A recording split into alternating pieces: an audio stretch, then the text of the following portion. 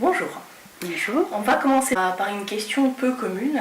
Est-ce que l'amour a une durée de vie? Parce que selon Frédéric Berbédé, par exemple, l'amour ne dure que 3 ans. Est-ce que nous sommes vraiment programmés de cette manière? Alors, l'amour, il faut savoir ce qu'on entend par amour, parce qu'il y a différents types d'amour. Il y a, si on reprend les Grecs, il y a Eros, Philia, Agapé, Storgé. Il y a différents types d'amour.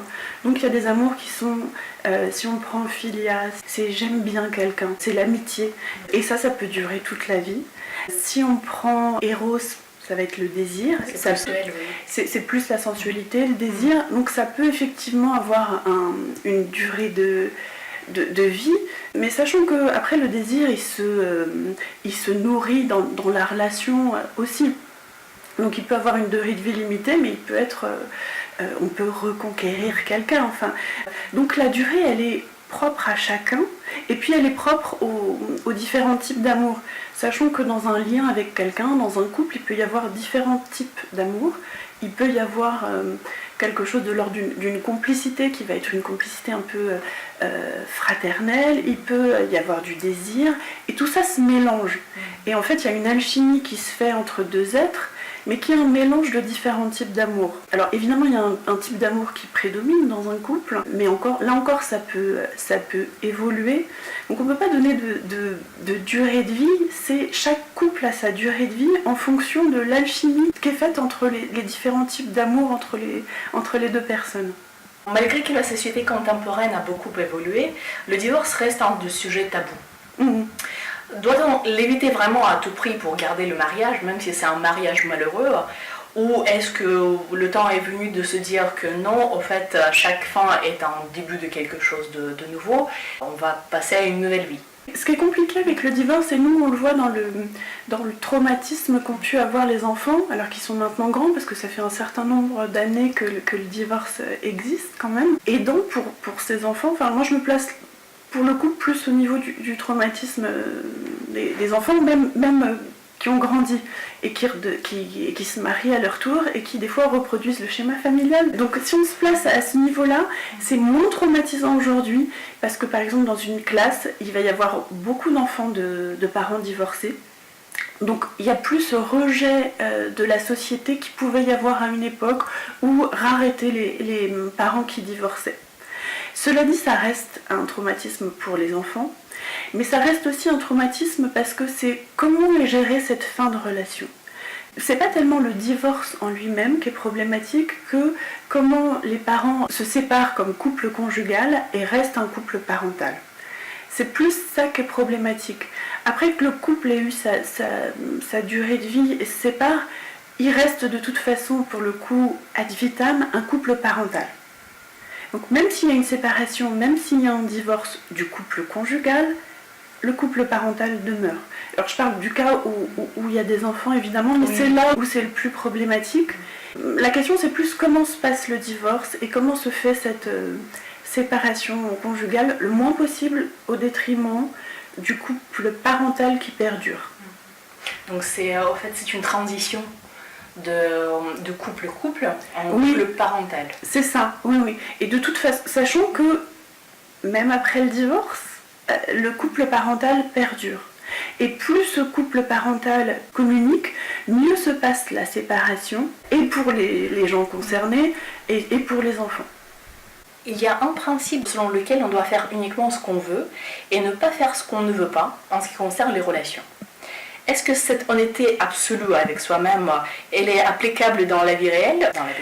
Alors, ce principe qu'on retrouve dans beaucoup de notions de psychologie, beaucoup de notions de développement personnel, et aussi dans différents principes, même philosophiques, on est seul, on meurt seul, il est là. On en parle beaucoup en psychologie parce que quand les gens viennent en cabinet parce qu'ils ont un traumatisme et une problématique relationnelle, c'est important que chacun puisse se recentrer sur lui et sur ses propres besoins. Mais le fait de se centrer sur ses besoins, c'est pas de se couper de l'autre. C'est vraiment d'être centré sur ce que je veux, c'est quels sont mes besoins. Et plus je réponds moi à mes besoins, plus je peux être dans un lien authentique avec l'autre, parce que je ne vais pas demander à l'autre de répondre à mes besoins, parce que je ne vais pas demander à l'autre de me donner des choses qui me manquent, mais je vais faire en sorte de répondre le plus possible à mes besoins.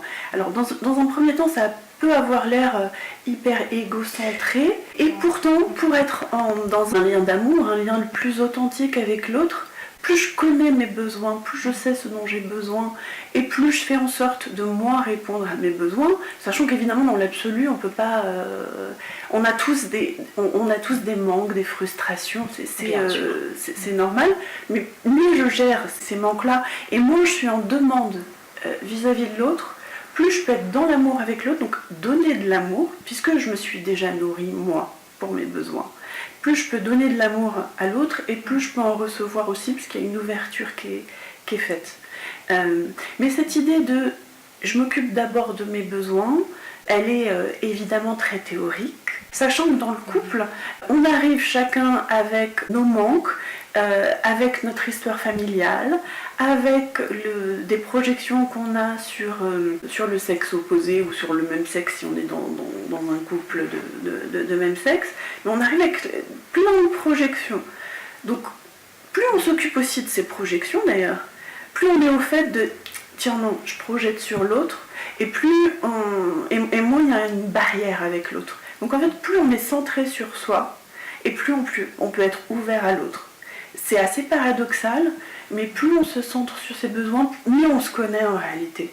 Mieux on se connaît, et plus on peut être en lien avec l'autre. D'accord, donc on peut y parvenir via l'hypnose par exemple.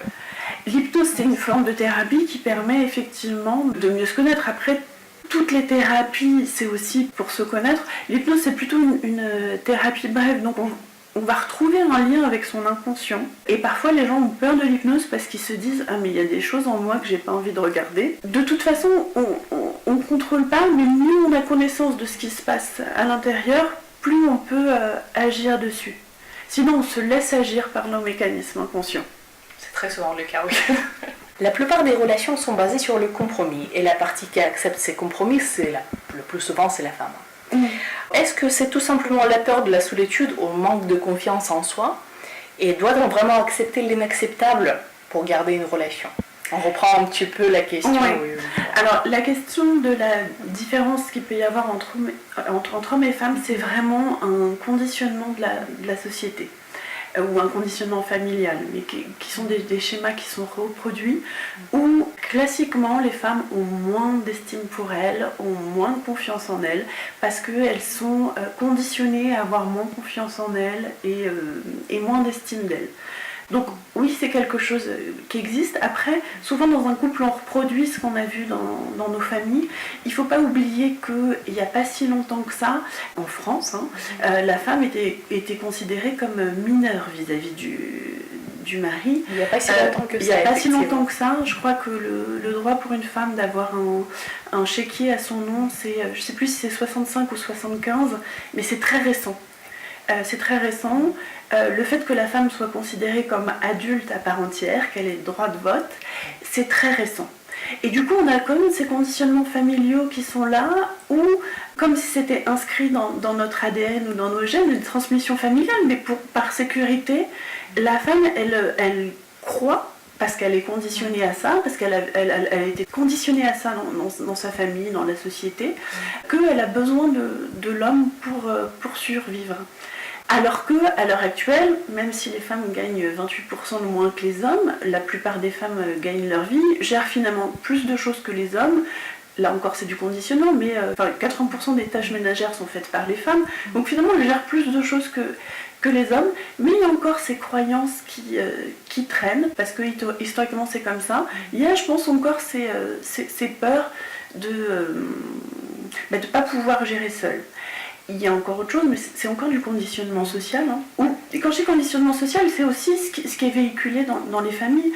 Il y a aussi l'image d'une femme célibataire et l'image d'un homme célibataire. Et là, même si on parle de libération des mœurs depuis les années 70, on reste avec des archétypes de société patriarcale où une femme qui est libre, ça va être une salope, ou un homme qui a une sexualité libre, ça va être un don juan. On est encore sur ces archétypes. Donc, classiquement, on est quand même encore imprégné de tout ça. Ça reste, même si la société a évolué, ça reste.